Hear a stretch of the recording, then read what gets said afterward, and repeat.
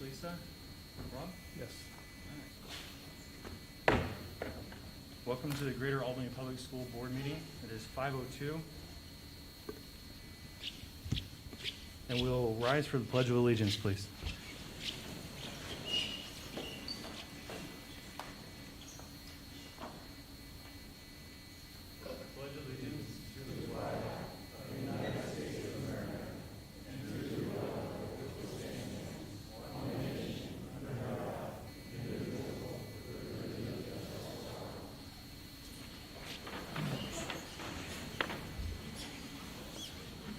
I'd like to thank everyone for coming tonight. And I appreciate you showing up and supporting your school decisions. Everyone is welcome here. We only ask for a professional environment, please. There should be no booing, no reactions, no clapping, and no signs. I want everyone to feel comfortable, regardless of what ethnicity, gender, or where you're from. You are all of our constituents, and I'm here to listen to you. And I will listen to you. Sometimes it takes me and my fellow board members a few days to digest, but please, you are our constituents. We're going to start with item D, approval of the agenda.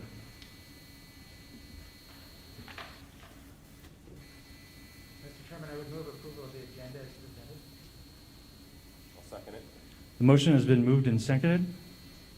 All in favor, say aye. Aye. Aye. All opposed? Motion passes. We're moving to section E, and that is our comments for the public. I spent much of my afternoon this afternoon making sure I read each and every comment from the public, as well as many of my fellow board members. Tonight we welcome our Chief of Staff, Rich Sight, to give us a summary of those comments. Director Sight, or Chief of Staff Sight.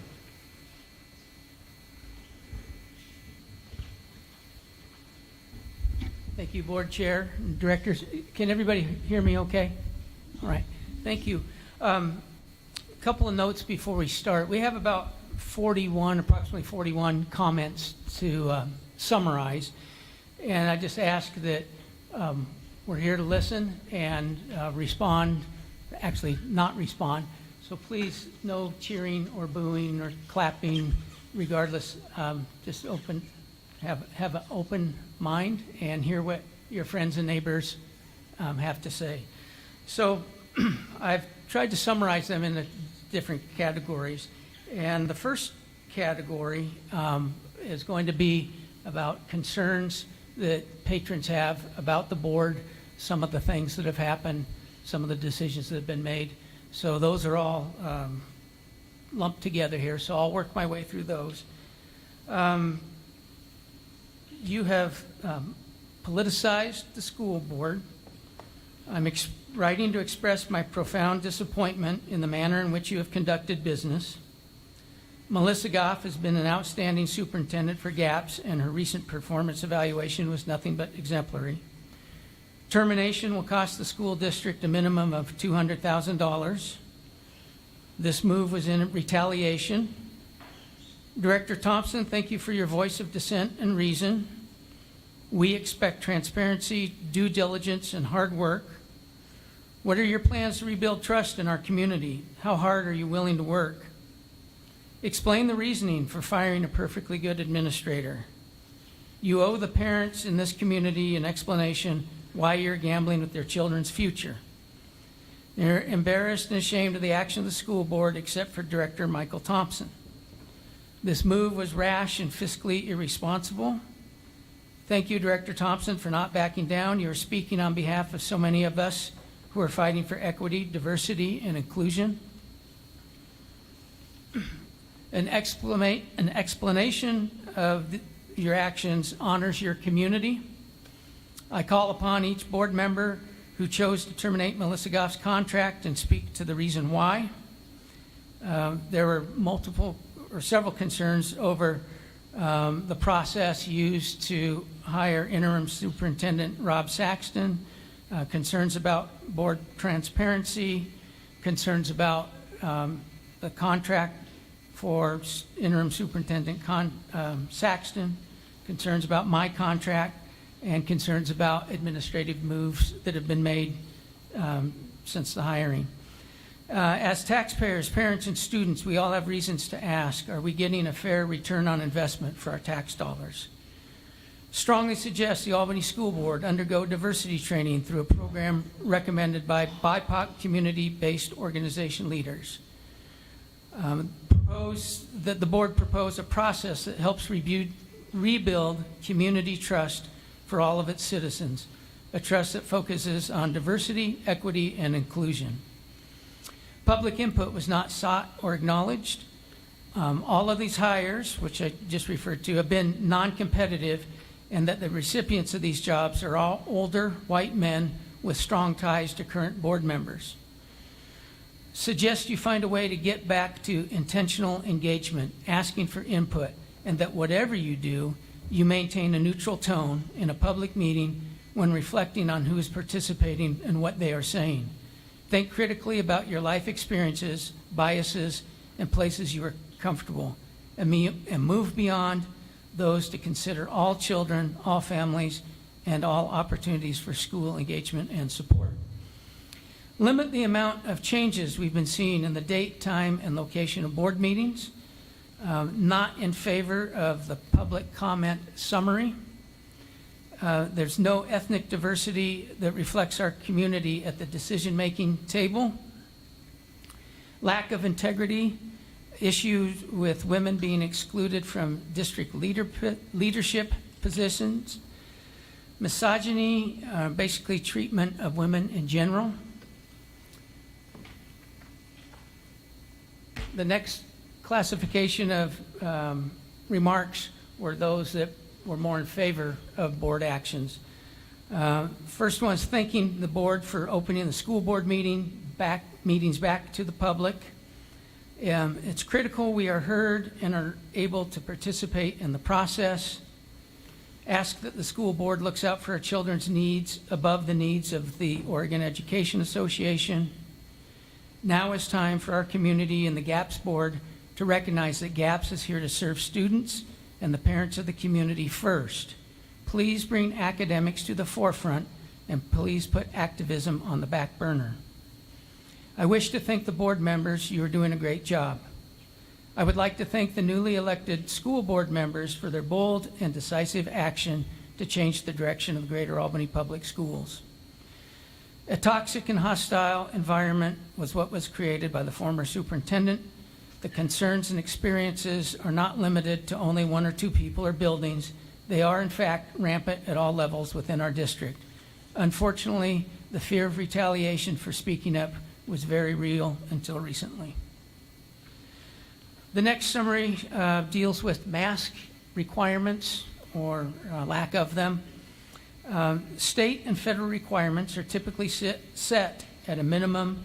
My expectation is that GAPS should set policies that take the district beyond the minimum standards. Please require mask and social distancing at a minimum for children under 12 until vaccinations are available to them. Continuing the safety measures which were in place this past school year are the least you can do when nothing has changed for children under 12. I believe parents should have a choice. The science doesn't support masking children in school.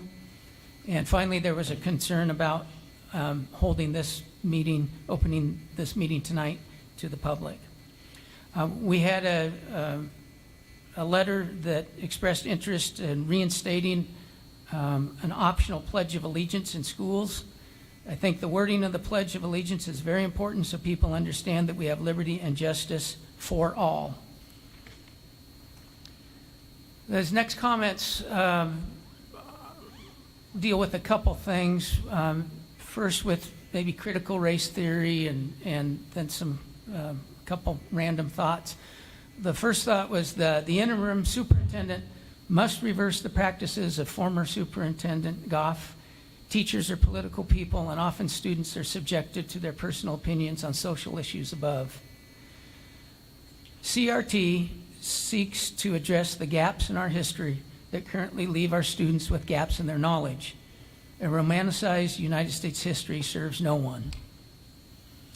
The candidate of choice, and I believe they're speaking of the interim superintendent, must value high academic achievement on standardized tests. Testing should be mandatory and be counted when grades are posted. And the final summary is from a letter received from a large contingency from the West Albany High School staff. It's an open letter to affirm our longstanding commitment to policies and practices that support equity, diversity, and inclusion, as well as inform our goals for continuous improvement. The letter outlines the mission statement created in 2016 that reflects the commitment to graduate culturally responsive students empowered to achieve college and career success, and it was signed by 42 members of the West Albany High School staff. I'd like to remember patrons that these letters will be posted on the board packet link on the district website, probably as early as tomorrow, but it could potentially be as late as Friday. So, thank you. Thank you, Chief of Staff. Sype. That brings us to item F1. And Director Morse is going to take that.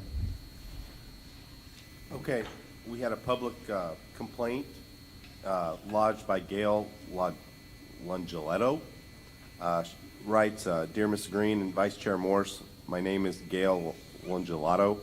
I'm writing to lodge a complaint about the entire GAP School Board, as well as Chair Agnata, specifically related to the special GAPS Board meeting scheduled for July 26, 2021 at 5 p.m.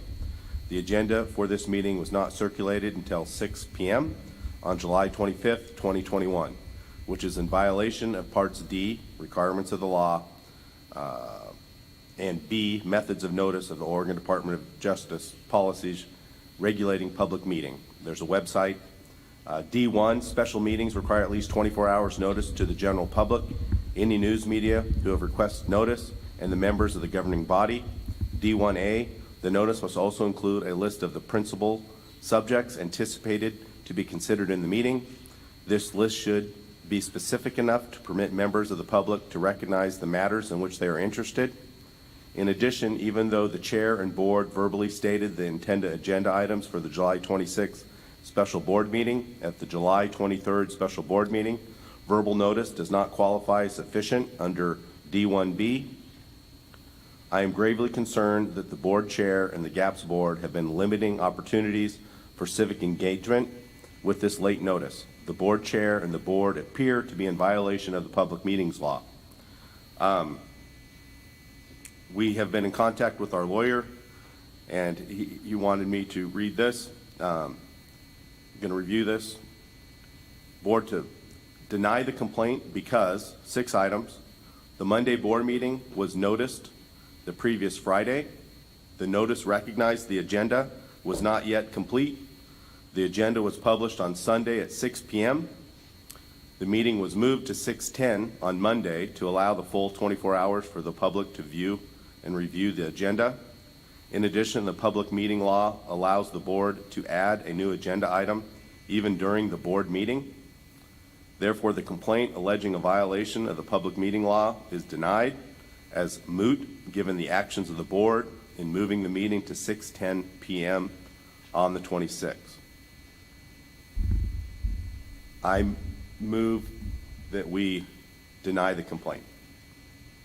I second it. Has been moved and second. Is there any discussion? Hearing no discussion, all in favor say aye. Aye. All opposed? Motion passes. That brings us on to F2, board meeting location and pre-planning.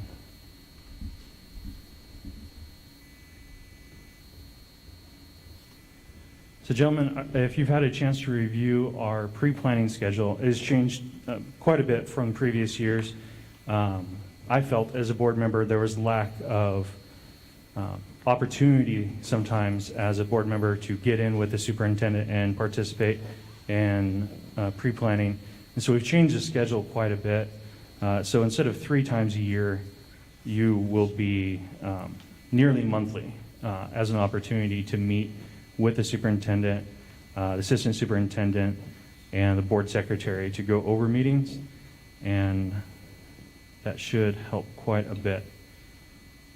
You can also see there's a list of facilities where it's been expressed that we visit more schools rather than sitting in the boardroom. We get out into our community and with our constituents.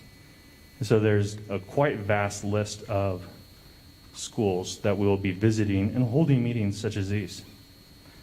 Some of these are South Albany today, Meadow Ridge, Memorial, Tangent, Oak Elementary, Sunrise Elementary, Calapooia, West Albany, back to the district office. And that brings us to the end of the year. And then we can reevaluate what we want to do in 2022. Is there any objections to this proposed schedule for pre-planning and board business? Just some concern about staff time, and we're building this as we go, and it needs to work for them, and it needs to work for the public as well. So I hope we continue to monitor that on a monthly basis. Absolutely. And if there is, we do ask the public to be patient with us because sometimes the location can change or restrictions set by the state. And so we just ask for your patience as this is an ever-moving target, but our goal is to actually get out and meet with constituents and be in your neighborhoods. So more than location, just those Mondays, we've agreed to the Mondays on the calendar. And so I choose my times I'm going to be gone based on those Mondays. And so more than location, I want to hold to those Mondays if we possible. Sometimes there might be a weather emergency or something like that, but beyond that, this is fine. This is fine schedule. Yeah. And it looks like that is the plan.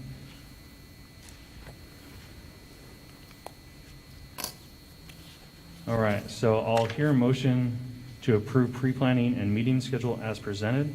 So moved. I second. It's been moved and seconded. All in favor? Aye. Aye. All opposed? Motion passes. And the second motion is to approve the pre-planning meeting schedule as presented and change the time and board meetings to state time, kind of what we discussed a little bit ago. I move to accept that as presented. Is there a second? I second that. All in favor, say aye. Aye. Motion passes. All right, now we got some housekeeping out of the way. We're going to move on to board goals, which is F3.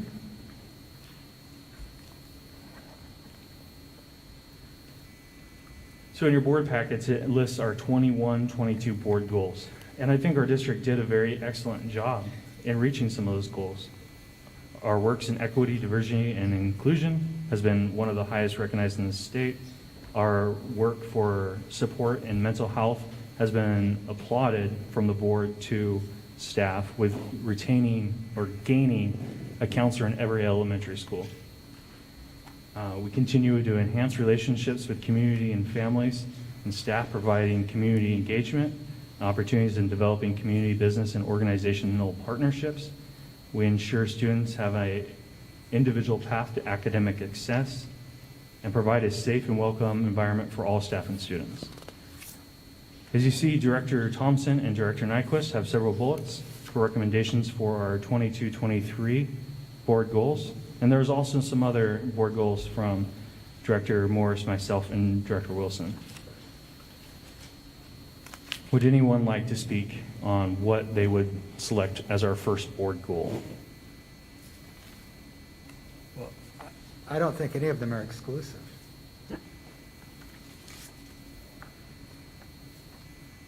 One of the things our board goals do is it creates goals for our superintendent, and that is one of the ways we evaluate them during their superintendent evaluation. So it is nice to have a clear 4 or 5 outline goals. It sounds to me like we need to maybe spend a little more time getting these worked up, because I agree with you, it'd be nice to provide a goal format for the superintendent to understand where we're coming from. I don't know that we've had a chance to work on that. Is that something that can be done in a work session, or? It usually typically is set in a work session, and if you would like, Director Morse and myself can get with Superintendent Saxton and kind of give us that 4 or 5 board goals through what we have here in front of us. And then we can schedule a work session, or we can table it and bring it back to the next session. You know, I wouldn't mind being involved in it if it's possible, so a work session would help me, because it's part of my learning process getting started with this, so. No, and work sessions are great environments. It's just a little more relaxed. You can freely talk, and you can explain your board goal of why it's important to you and your platform. And so, Okay. Chris, will you send out a poll of a good time to set a work session for board goals? Thank you, ma'am. I just want to, since we have some time to think about, since the last time we kind of summarized this or gave our thoughts, one sentence I want to add, and you can add it to your discussion, and I don't care how you phrase it, but something along the lines of a thorough and comprehensive search for a permanent superintendent. To me, that is one of the largest goals we're going to have this year. That's an excellent point, sir. Agreed? Yeah. Yep. All right, so we are going to table F3, Chris, to the next work session.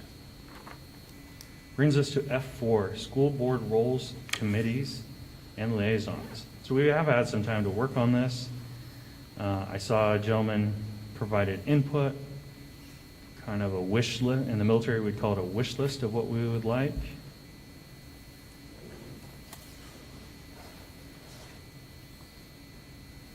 And at any time, if there's a civic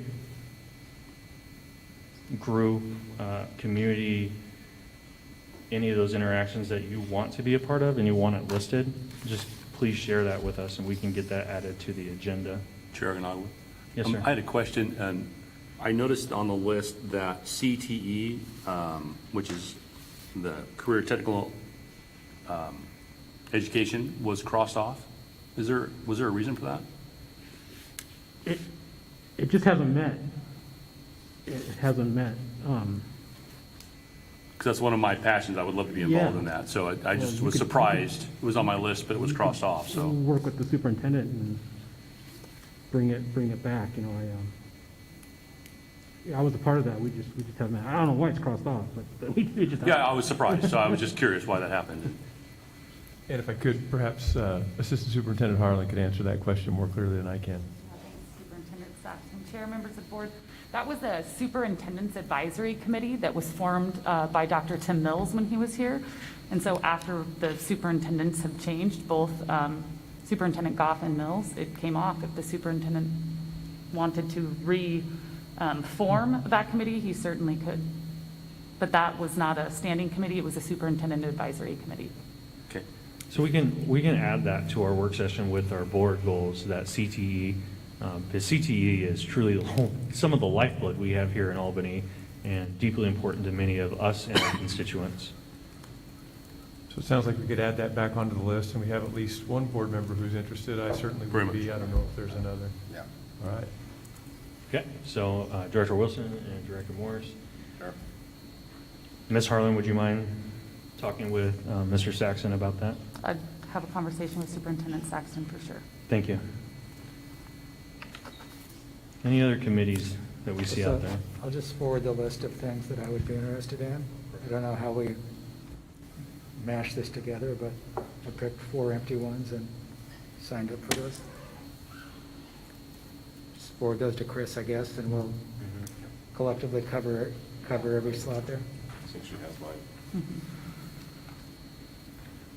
Something I would like to see us work forward to is working with our coalition of local governments as well. There's a lot of school districts out there that work closely with them, and GAPS has not had a seat at that table. And there's a lot of things that I know Heather and Javier would definitely like to take part of.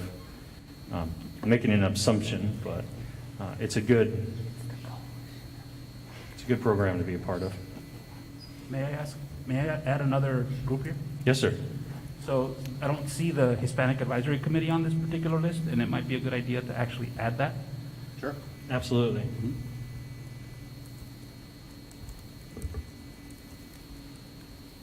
I think it's mislabeled as the second one. I don't know what it is. But we can get that fixed for you, sir. That may be two separate things, I Yeah. think. All right. So we'll see those changes as old business for next time. Item number F5, training for Robert's Rules of Order. So we presented several different options. There is a online course that we can take and have a work session later, or we can have a facilitator come in September, October, that will do a work session with us on actual training. So it's kind of up to all of us of what we would prefer.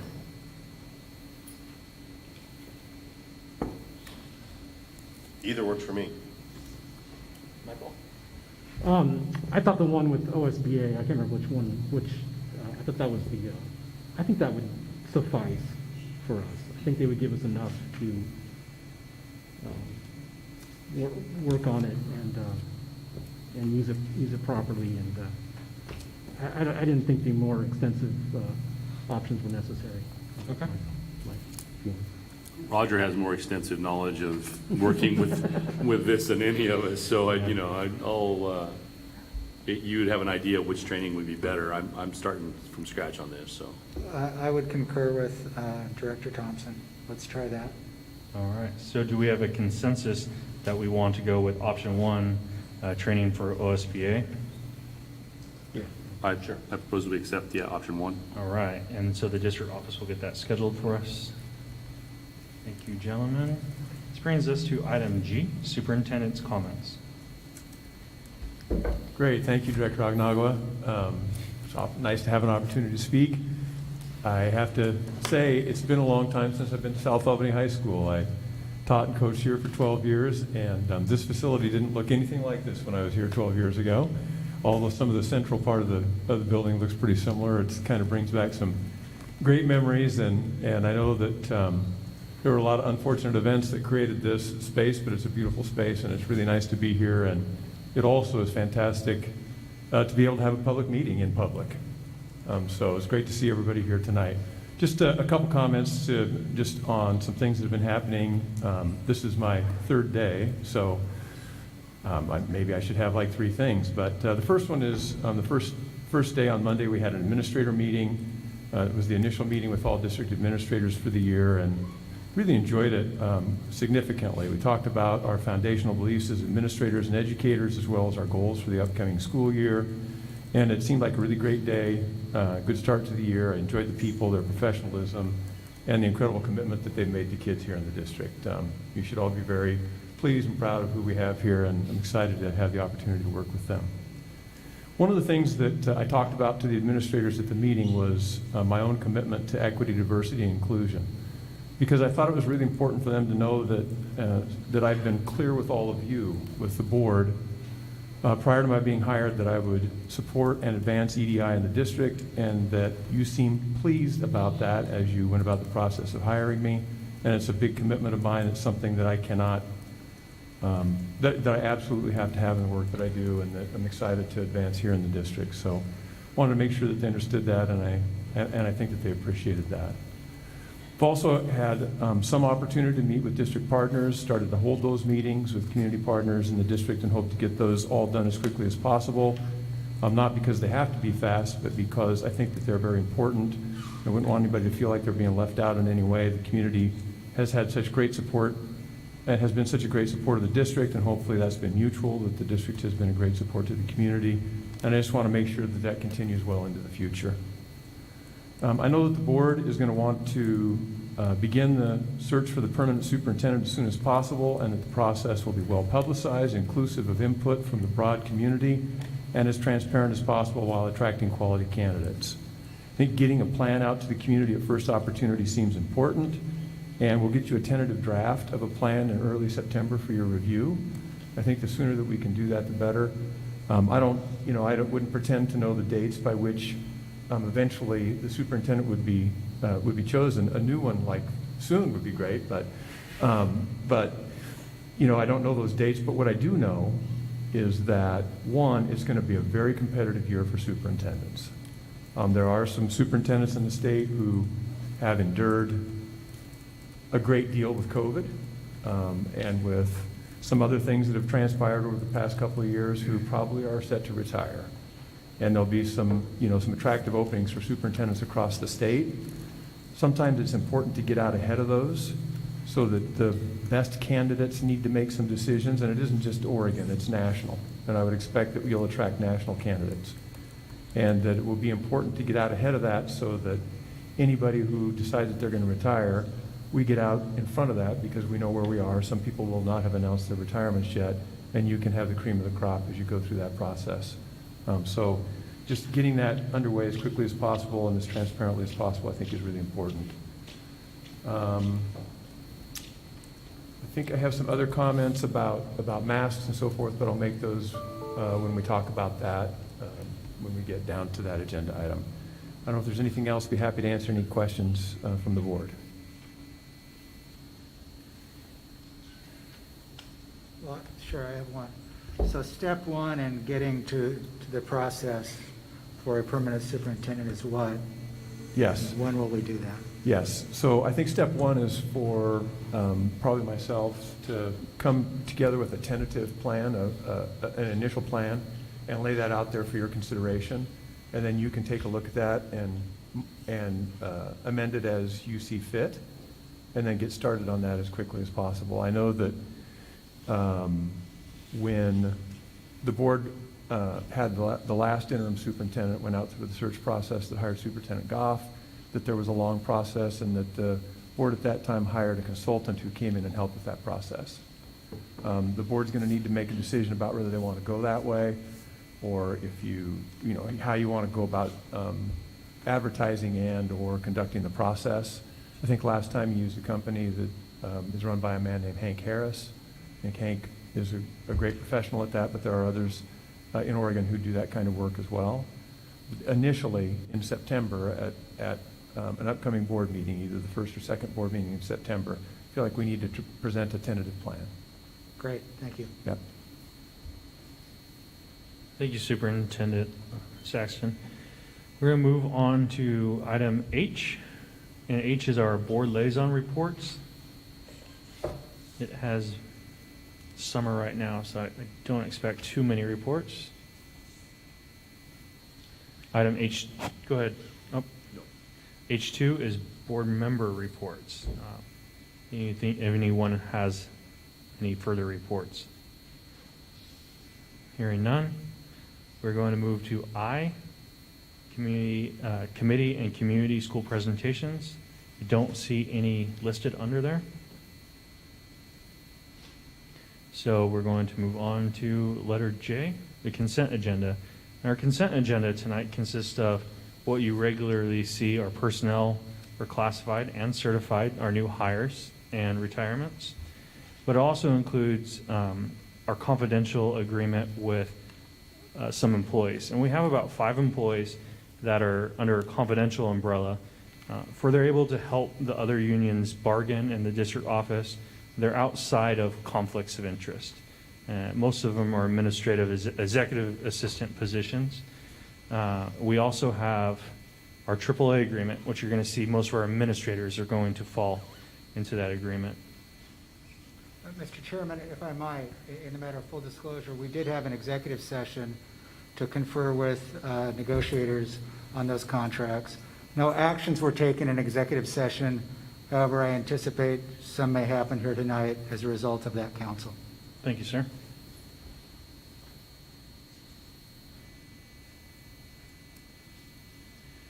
If we're still on J, I'd like to, I don't know if I'm jumping ahead, but I'd like to put aside and talk about J3, personnel chief of staff contract.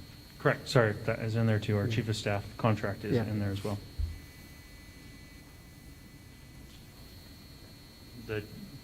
Want me to go ahead? Go ahead.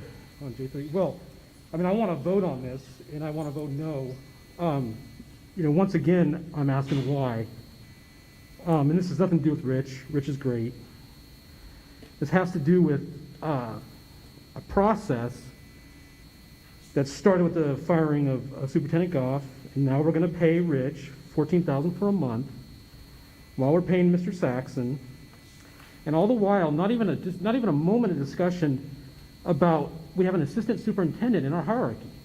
Just skipped over Assistant Superintendent Lisa Harlan. And I just want to know why. The DH outlined that Mr. Seif was contacted in early July by Mr. Nyquist, and so it looks for all the world that this was set up well before, probably after they got elected. I don't know. I know I'm supposing here, but it's wrong. These kind of positions should be at least posted publicly within the education community. It doesn't have to be a big search, but that's the kind of best practices, and we're not doing best practices. And I just want to know why. I just want to know why, and I have little doubt, I have little faith. We've touched on the search for a permanent superintendent. These actions leave me questioning. It really does. And so I want to vote on J3, and I want to vote no. And the summary is, it's a lot of money. It's a lot of money. Well, as you know, Director Thompson, the only person we actually can hire or release is the superintendent. Yeah, well, theoretically, yeah. Legally. No theory at all. But if you would like to remove... litigate here, but I have strong suspicion that agreements were made well before the July 14th firing of Melissa Goff. Director Thompson, would you like to remove J3 from the consent agenda? Yeah, I want to vote on it. Okay, as we will. Do we have consent on the consent agenda minus J3? Aye. Aye. Aye. All right. Okay, so we are going on to vote individually now on item J3. Do I have a motion for J3? I motion that we accept the personnel agreement with Chief of Staff Rich Sipes as presented. A second? I'll second. Any further discussion? All in Director Wilson, how do you vote? I vote aye. Director Nyquist? Aye. Director Morris? Aye. Director Thompson? No. And I vote aye. Motion passes. Moving on to old business, I don't see any in our report. For K and L, brings us to Mr. Pigman for M1 monthly bond report. And Mr. McKay. Yes. Mr. McKay will come join me. This is our typical bond update. I'm going to steal a little bit of his thunder because there's been a lot of great things going on in the district. Elementary schools, Waverly, Sunrise, and Liberty had some asbestos floors in them that have been abated, and those floors are getting replaced with sports floors that will provide some fall protection for those kids, and we've got some much needed fire upgrades, and those are in the packet. Good. So you've all seen the end of month report. Thank you. I'll go through quickly. West Albany, I think everyone's aware we've been experiencing challenges in bringing that project to a completion. The good news is that we've been able to keep the team engaged. That's GAPS Facilities, DLR, the architect and design firm, some of the third-party firms that we have to do verification in behalf of the district. The project's been built correctly. Girding, they're subcontractors in HMK. So we're still having weekly meetings. We're still working through those challenges. We're finding the right resolution for those. People are remaining engaged and committed, even though it's you know, in that difficult type of situation of having to continue to work on things. And that's really good news. And that's, I think, really a testament to the integrity of the firms that are working on the project. And so we continue to work through those. Candidly, I don't think that the project will be what we define as complete until sometime in the fall. but we do not believe that'll have any impact on the use by the school and activities for students. And so all of that will be done, all those types of things will be done behind the scenes. And it's really the verification process that everything's been built and function and performing as designed.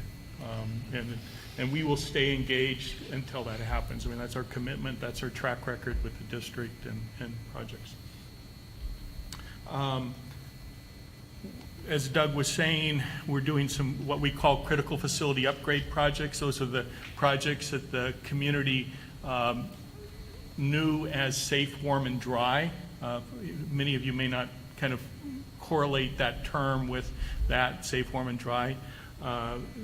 Critical facility upgrade projects are occurring in 9 schools. There's 3 basic categories: fire alarms, fire doors, and then flooring, athletic flooring that Doug was just talking about. And so those projects are ongoing. They are making progress, and they're scheduled to be completed at the end of the summer. So it's that 10-week mad rush, get these projects done, and we see no obstacles with that.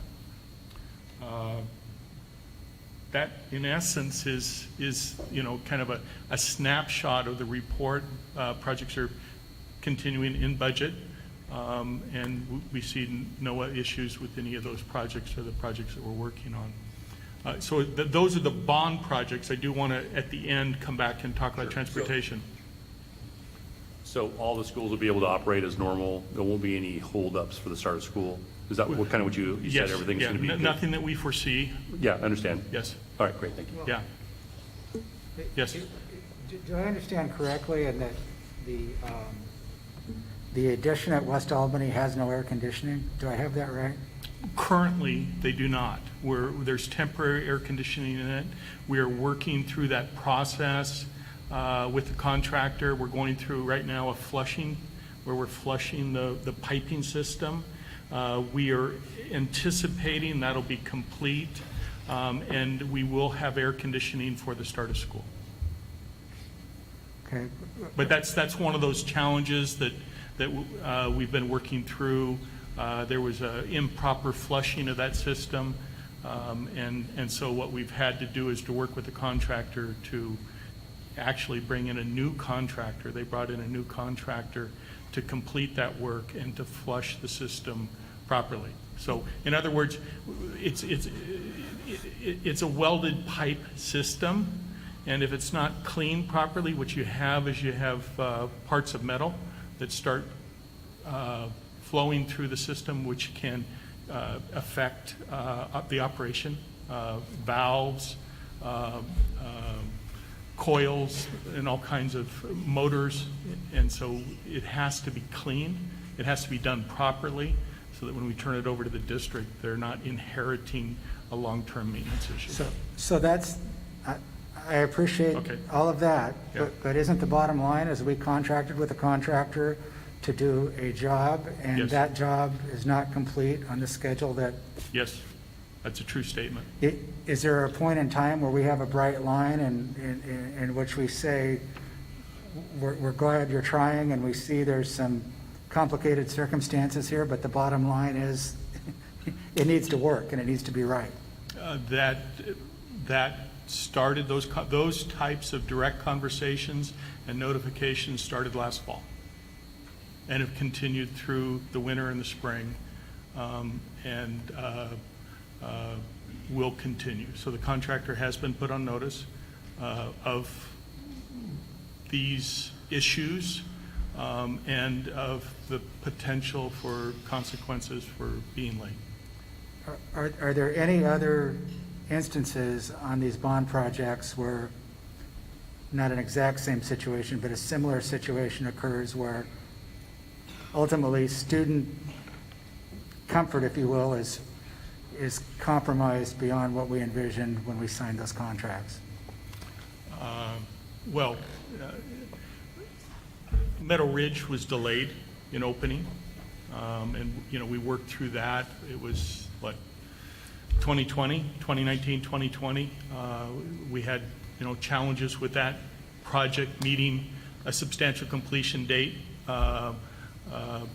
And then we ran into COVID and you know, so that was one of the issues. But I think the simple answer, the broad simple answer is no. But we've just worked through those. I would say this, Director Nyquist, I don't believe the challenges we're dealing with currently at West have impacted students yet. I would need to confirm with Susie, but I believe we've been able to work around those. That when the high school resumed use of the building in April, the building was ready to be used, with the exception of the stage because we had a fall protection, but they were able to use the music rooms and all of those other rooms. So I don't believe she's not been able to, the school's not been able to use the facility, so we're trying to minimize the impact to the greatest extent possible. Yes. On a day like today, the air conditioning thing's kind of important to me. I agree, but I don't believe we have students in the building. Well, we're just a few weeks away, right? And Yes. who knows what September brings. Yes, and we believe we will have cooling when students return. Thank you. Yes. Mr. Thompson? Mr. Morris? Staff? Thank you, Mr. McKay. Can I just Yes, give sir. you an update on the transportation facility? Yeah. So just want you to recognize that it's a non-bond funded project. So it's being funded outside. We keep it in the report because we're managing it.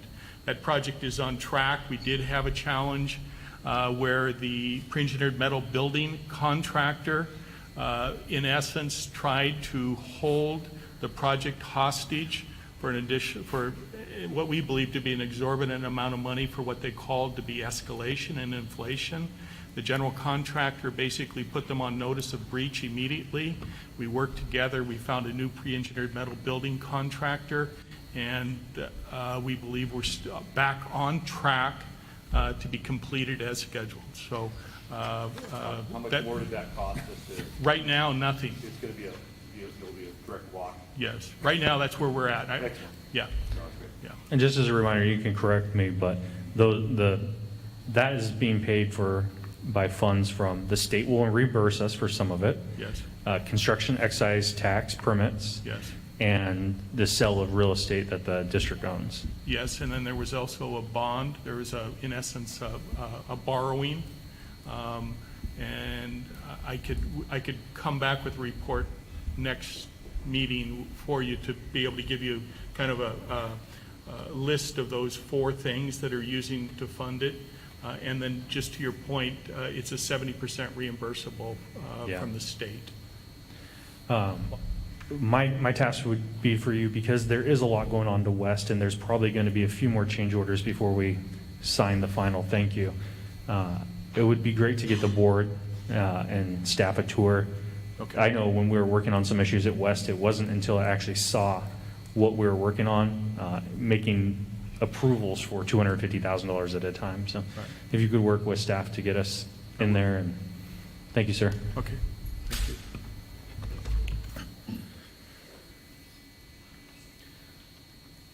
That is going to bring us to N, new business, and N1, and that's our MOU for transportation, recruitment, and retention incentives.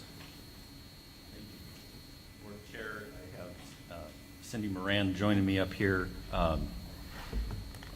This is an MOU that was worked on with Cindy Moran and Union President Helen Jacobs. The 20,000 foot level on this is, under normal circumstances, we have hard time filling bus positions. You see buses with signs on them parked all over town. Transportation has done a really good job of beating the brush, so to speak, trying to get as much advertisement out there as possible. I believe this is the first time that we have ever paid to actually get a presence out on the internet in order to try to get some people interested in that. I think it's also important to recognize that CDLs are at a premium these days. I personally hold CDL. I also know that DOT has changed the requirement for your medical card, and that if you lose your medical card, you lose your CDL. And so I feel that some of the more senior people that might have been interested in driving buses may have let those CDLs go. And if I could add, with the legalization of marijuana in the state of Oregon, it's hard to find people that will pass their test. No, I appreciate it. The bus drivers. It's a struggle. Are the whole transportation facility is always one of my very favorite departments. They're the lifeblood of everything, and those folks are always willing to go beyond the extra mile. And so, as new business, we're going to action this next time. Or it is requested that we approve it this time, as I'm reading. Due to the time frame, it would be great if we could get a motion on I that. move approval as presented. I second that. All in favor? Aye. Aye. Motion passes. Thank you. Need to get on it. Yep. Thank you very Thank much. you. I appreciate it. Thank you very both. much. Thank you. Greatly Wish you all the appreciated. success in the world. Mr. Pigman, you are next On a on roll Think Big tonight. Summer Invoice Approval. So in your packet, you have what is the Think Big Summer. This is partnerships that we have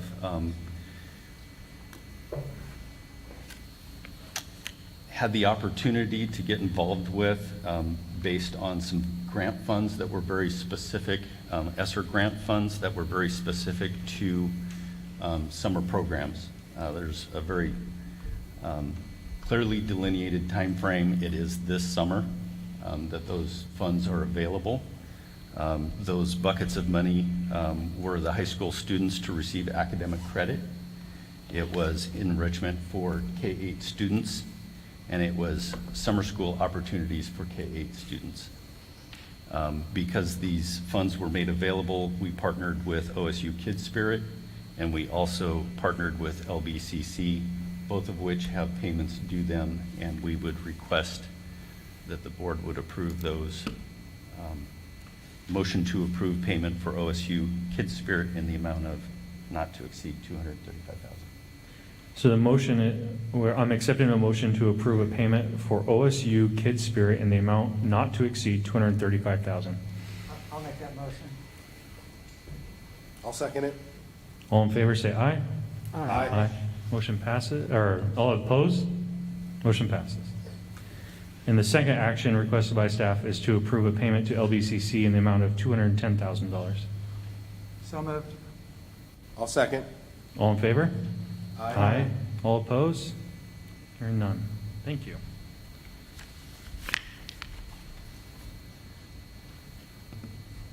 Okay, so our next agenda item is N3, updated 2021-2022 RSSL guidance covering COVID health safety protocol decisions.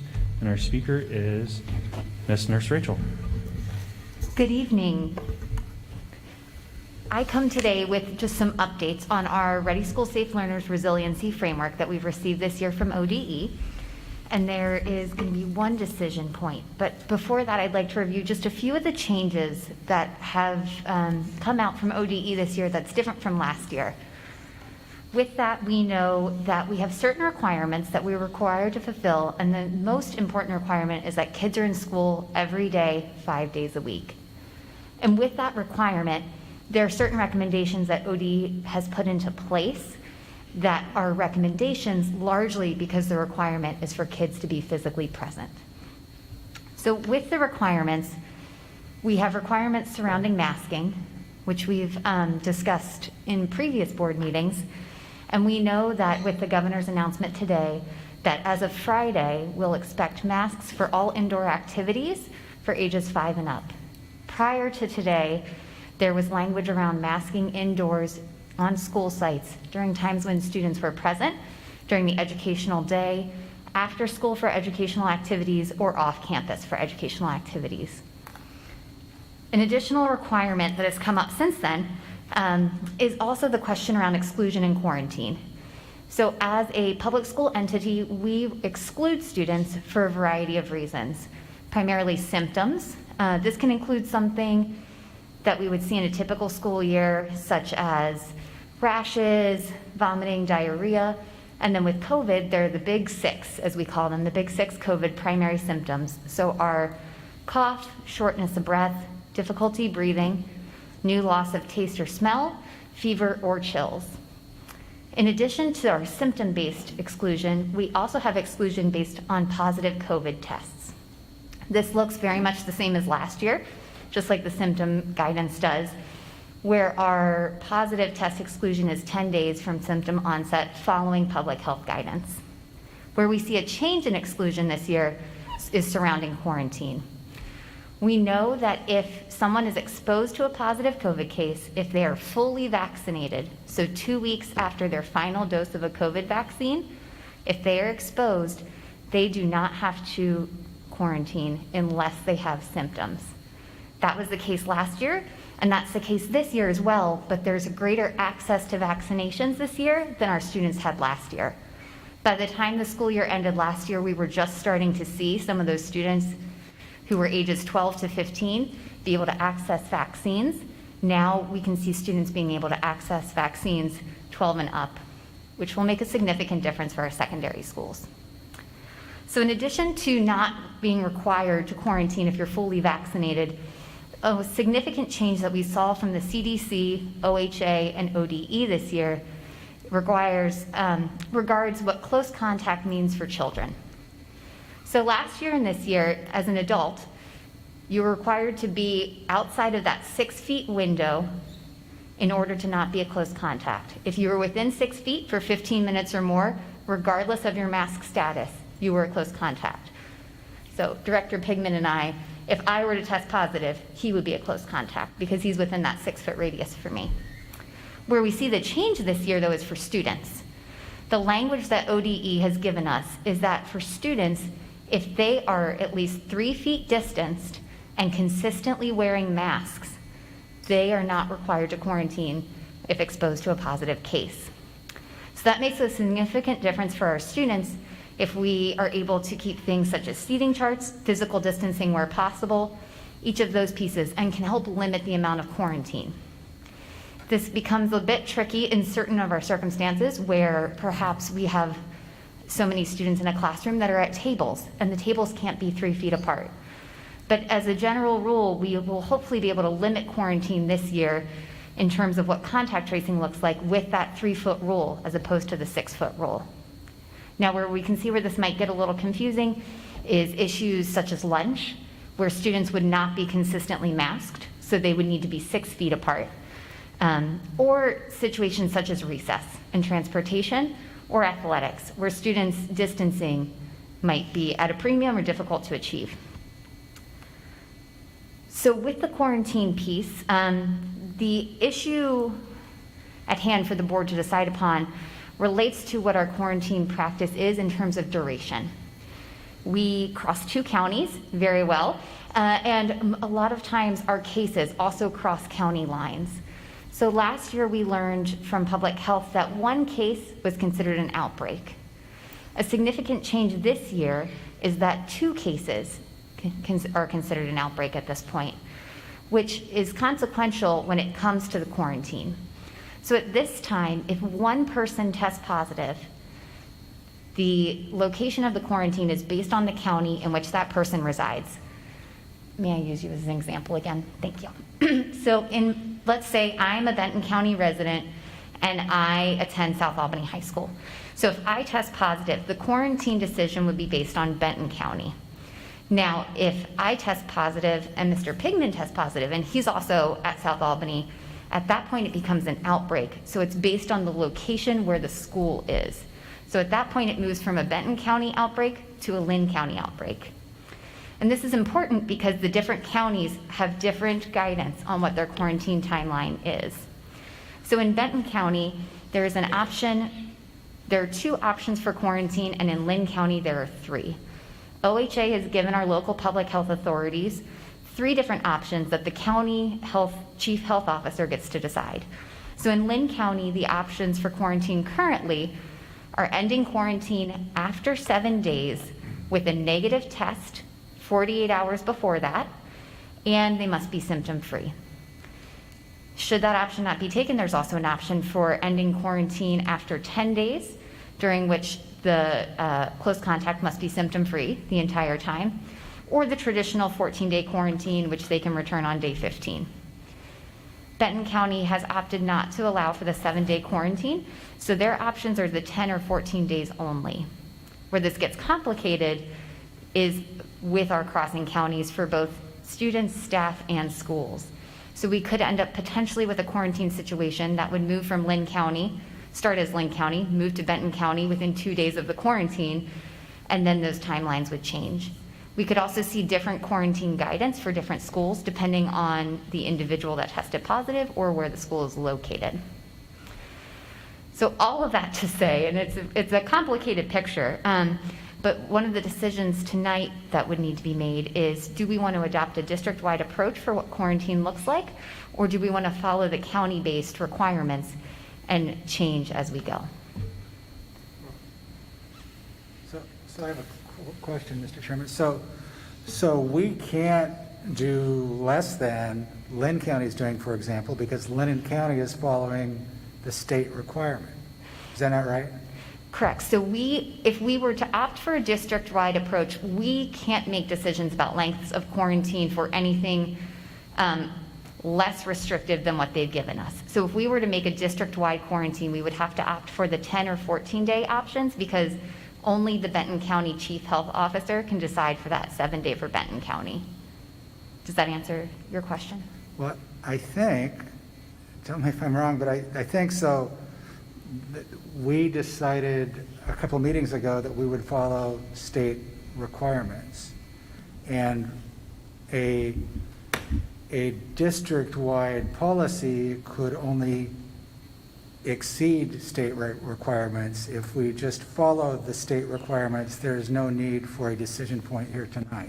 Isn't that right? It's yes, but if possible. It would allow us to follow state requirements. It would also just lead to most likely some confusion for families as to what that looks like. So if we choose to follow state requirements, which would be following county requirements, that's well within the decision that's already been made. It's partly to bring the point forward that if we were to do that, we could see significant changes for each quarantine that occurs and differences across the district. So just giving the board a chance to consider if they would like to adopt a district-wide policy or if we would like to stick with our county-based requirements. I would be in favor of sticking with our county-based requirements. Yeah, it seems to me the only one we could adapt would be the more stringent one to be consistent. And I'm not in favor of that. I want to keep our kids in school. So I'd like to go the least restrictive methodology we can, in my opinion. So Rachel, one of the things that I want to make a point to everybody is if you have 3 people sitting at a table within the 3 feet, right? And one of them has been exposed, the other 2, let's say one's vaccinated and one's not vaccinated, right? If you've been vaccinated and you're next to someone who's exposed, you do not quarantine. Okay? Correct. So that's a huge thing for everyone to understand, that you're not going to get vaccinated if your child is vaccinated. Correct. You're not If gonna you are quarantine. you are You're not gonna fully quarantine vaccinated, if your child you do is not. vaccinated. You're not required to quarantine at this time. So really what she's asking us about the standards is whether or not we want to have a district-wide thing, or because our district is over 2 counties, it kind of makes it more difficult. And we what could she's also saying. see where if a staff member were to test positive and they were from a 3rd or 4th county, if they were from Marion or Polk, that could also change if we were to follow local county guidance. So we could end up with multiple options beyond the 2. I guess my question is maybe more for legal counsel, but so we have the state setting down requirements, and then we have counties setting down requirements. Our school district falls in 3 different cities with city councils. I don't even know if city councils or cities can make their own requirements, but who do we legally have to fall under? Both counties. As a school district, though, because For purposes of quarantine, our local public health authorities determine quarantine, and we are responsible for exclusion. So in the case of quarantine decisions, it would be based on our local public health authorities. So in that case, Benton County and Lynn County, in regards to our students. It could also involve We've had outbreaks that have involved other counties, in which case we would also then have to follow Marion if it was a Marion outbreak, or Polk, or Lane. Our larger guidance on exclusion, isolation rooms, communicable disease plans, all of that is set down by the state for OARs. Okay. Does that So help the clarify? RSSL states we follow our local health authority. Yes, so the RSSL requires that we exclude, and the exclusion guidance is based on county exclusion, which they then get from the state. So they get it from OHA, and then the county makes decisions from the OHA guidance. Okay. So the one thing she's asking for or suggesting is if you're next to somebody who's been exposed, that difference between a 7 and a 10-day period, okay? We can come back after 7 if you get a test that's negative. In Lynn County. In Lynn County. In Benton County, you cannot. Correct. So that's really the bolts of this, whether or not. Probably having no trouble figuring out where I land on this. Okay. Yeah, because the only one, go ahead. Just if I may, Chair. I also think there's a difference about whether or not you have an outbreak, correct? If an outbreak is 2 students, and the authority changes based on the location of the school or the location of the home. So if you just have one, you don't have an outbreak. And then I believe it's where you live that you fall under. So if I attended school in Lynn County, it could be up to 7, it would be 7 days. But if there were 2 then students who tested positive, now it's an outbreak. And if my school is in Benton County, it's now 10 days. Even though I live in Lynn County, the problem can be that a student goes home, there's been one student who is identified as having COVID, and we tell the parent you have 7 days, and then there's another student, and now we have an outbreak, and we call them back up and say, we're sorry, now it's 10 days because of where the school is. And so it isn't as simple as saying it's 7 or 10 because of where you live. It can also be impacted by where the school is. Well, So the communication of it is interesting. and we have students that don't live in, we have students that live with their dad from Sunday to Wednesday and their mom from Thursday to Saturday, and it could definitely be 2 different counties as well. I mean, there's a lot of different elbows in this. Yes. I don't know the numbers, but I think the vast majority of kids living in Lynn County are going to school in Lynn County. At least 25% of our outbreaks last year crossed county lines.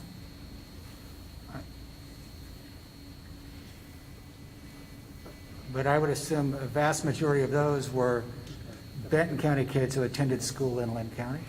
Yes, and we also had staff cases which involved additional counties, or sometimes contact situations where it was maybe athletics-based and they played a school in Marion County. Right, that's all of that, and that's a third. It just gets more confusing the more rules we have. So I had heard, and I have no idea if it's true, that the positive test of the percent of kids that were quarantined last spring was extremely low. Do you know what that number was? Kids that quarantined that wound up actually testing positive? I don't know the exact number. It was fairly low. We had certain situations where there was seemingly greater spread than other situations. The significant difference is the variant that we're working with right now. And so when we had outbreaks in the spring, we were looking at primarily a spread of which one positive person could lead to 3 people testing positive. Right now, what we're seeing with Delta is one positive person could lead to 8 people testing positive, is what they're suggesting. So despite not seeing a ton of spread in the spring, with greater requirements in place, it might look different in the fall. And these are the rules for this week. Mhm, I mean, yes. And there may be the chance, there was at one point last year where OHA decided that they were going to require a 14-day quarantine for all schools because it was safest. So at some point you could make this decision and OHA could change the rules.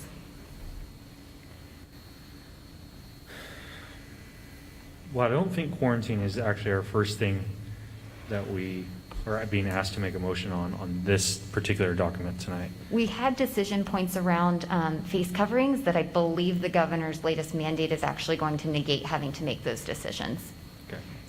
The So face language- coverings, we're going to go with our previous decision, but the governor is going to trump us. But if that is repealed, we go back to our previous decision. Yes, and at that point, these questions could come back up. So what we're seeing right now with face coverings is we have the Oregon Health Authority temporary rule specific to schools, and that's where these original decisions came from, that face coverings were required for educational activities for anyone involved, whether that be regardless of school hours or off-site locations. The mandate that we're seeing put into place on Friday specifies all indoor locations, anyone 5 and up. So at this point, that would cover each of these areas that we're asking, but should that be repealed, these questions could end up back on your agenda again about what face coverings look like for those specific school settings. I stand by our recent decision that we follow what's required. I agree. And if we, the whole conversation and the implementation takes quite the scenic course if we attempt to do anything else. I mean, not only can we be confused, can you imagine parents and kids and families and all of that? I don't like where we're at. I don't like the rampant spread of COVID. I don't like hospitals being full. There's a lot to be very, very concerned about. Let me make that clear. But as it goes to implementation of how it looks in our schools, I just think we've got to stick with what's required. Completely agree. So Rachel, what motions do you need from us tonight? Is just quarantine? Yes, it would be under 5 for exclusion. Okay. So gentlemen, we kind of have a decision to make then if we want to treat Lynn County residents. Mr. Chair, point of order. I don't agree. We've made a decision, and we follow the law. And in this case, the law in Lynn County is different for Lynn County kids than Benton County for Benton County kids. I don't know that we need any further action. Okay. Isn't that summarized, though, in the motion to require quarantine based on the county of residence/school, as opposed to a motion that incorporates the 10 and 14-day? It seems like the outlier is that 7-day from Lynn County, and I believe that's incorporated in the motion based on county of residence/school. I mean, I think that incorporates what you're saying.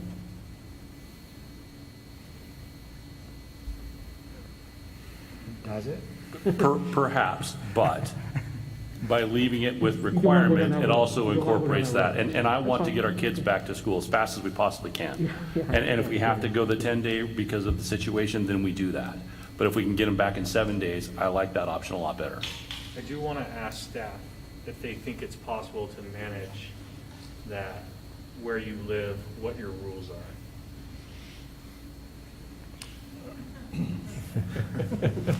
I would defer, but I mean, I think it's possible to manage.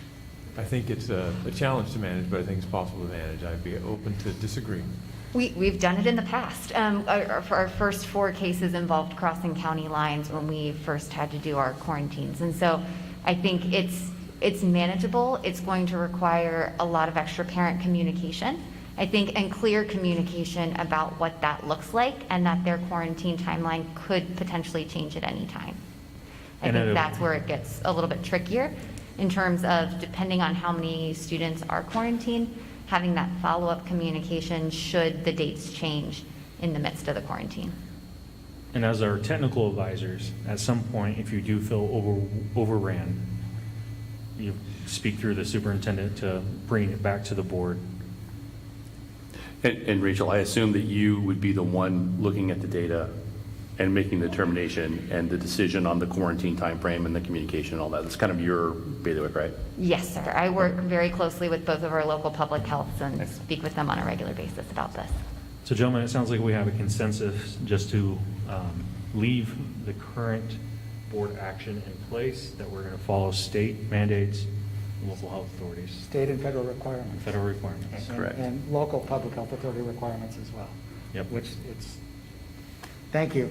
Thank You you. for the conversation. Yeah, good conversation. And Chair Agnagua, Director Wilson had asked if I would look up some information about consequences for not masking. I don't know if you'd like me to share those now. Yeah, I think it'd be important because there's been several school districts who have specified that they wanted to go against the mandate. And I thought it important for our constituents to understand what would be involved if we decided to do a decision such as that. Yes, thank you. If I could, just real quickly, I'll try not to be too long-winded. I probably will, just for the sake of being really concise, state some OARs and so forth, so that it goes along with it. So, interestingly, the first approach that the state has used to say, we want you to really do this, is to talk about educator licenses through Teacher Standards and Practices Commission.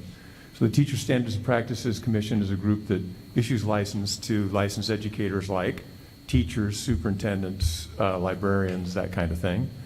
And OAR 584-020-0035 and 0025 basically say that the ethical educator in fulfilling obligations to the profession will maintain and obey the law, exemplifying personal integrity and honesty.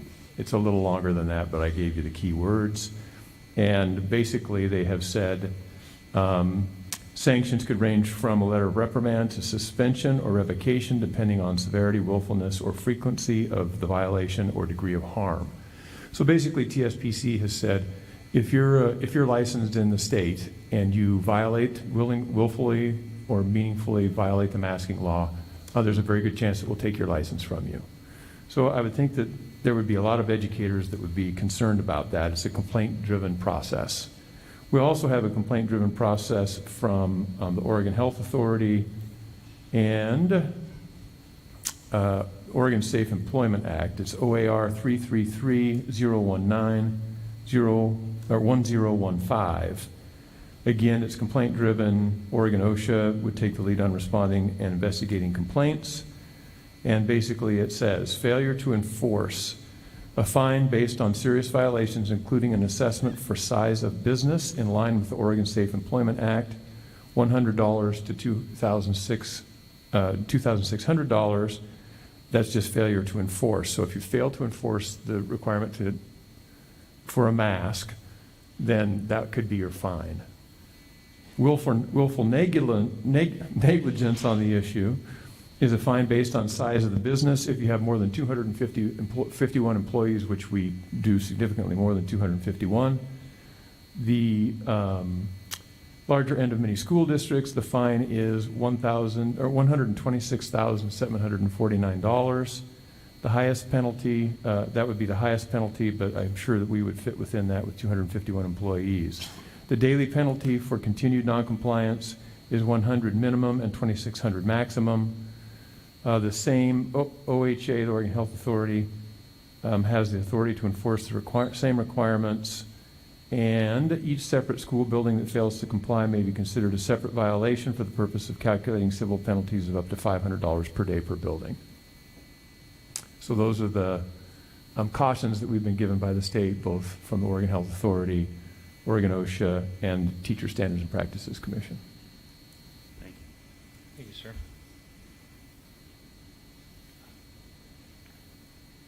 Moving on to Agenda O, future agenda items. I don't see any. And other business from the board.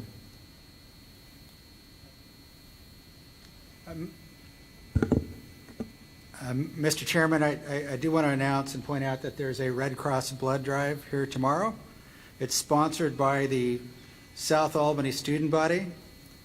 Jenna Holcomb would be senior, as she will be a senior, has spearheaded that thing. Shout out to Jenna, great job. If you've if you can, come by, give blood. If you haven't gotten vaccinated and you think you have the antibody, I would encourage you especially to come by and give blood, because the Red Cross will tell you.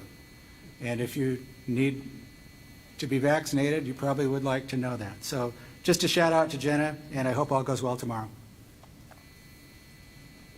Mr. Thompson? Mr. Morris? Mr. Wilson? I would like to thank our community for tonight. I've watched 11 school board meetings this week online, and I applaud your professionalism and your dedication to be here tonight, especially just our community. I would like to thank our Chief of Staff, Mr. Syed, David, and his translations team, Mr. Dilbone, Ms. Moody, and especially our union representatives, Ms. Jensen Hossettler and our good friend, Ken Volante. So with that, we are going to adjourn at 6:22. Thank you very much.